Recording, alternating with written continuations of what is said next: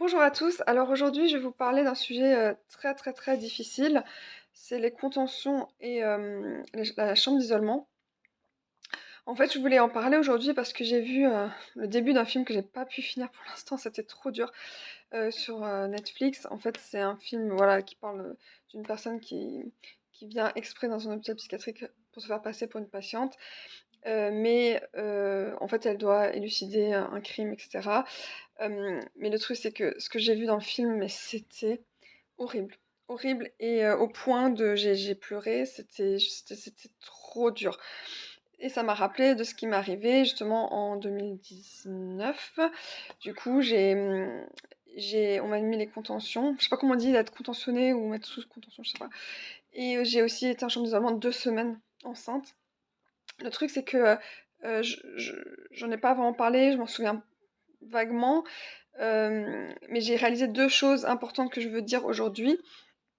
La première chose, c'est qu'il faut mettre, il faut mettre du personnel, de l'argent dans des choses importantes comme ça, dans le sens enfin, par rapport à la solitude qu'on trouve dans ces moments. C'est-à-dire que quand on est, sous contention, et en plus on nous laisse après, tout seul dans la chambre, enfin moi c'était le cas pour moi, on devient encore plus fou et pareil pour la chambre d'isolement, plus on est seul avec nous-mêmes, plus on devient fou, plus le délire s'ancre très profondément.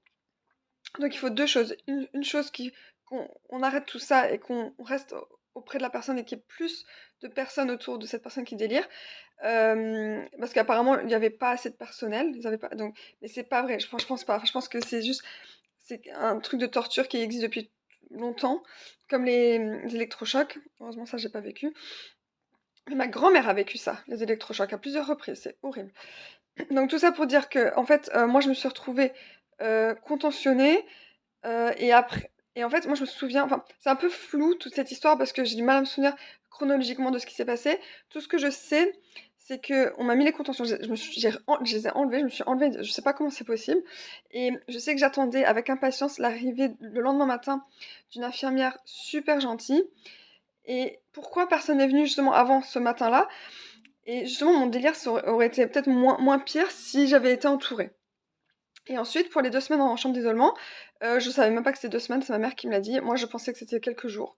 2 semaines, j'étais enfermée dans une pièce où il y avait rien, juste un matelas, et non, mais horrible, horrible. Donc tout ça, je voulais dire tout ça aujourd'hui parce que je trouve que c'est très grave et que ça empire la chose de rester seule, de nous enfermer, de nous attacher, et aussi, là où je veux en venir avec la solitude, c'est que justement on est des êtres sociaux et on a besoin d'être entouré, de partager des choses, de rigoler, de pas être tout seul, justement avec nos pensées et c'est pour ça qu'on devient fou à la fin et c'est pour ça qu'il y a plein de personnes seules, heu, qui se retrouvent seules et qui, bah, ont envie de se suicider parce qu'ils ont personne dans leur vie.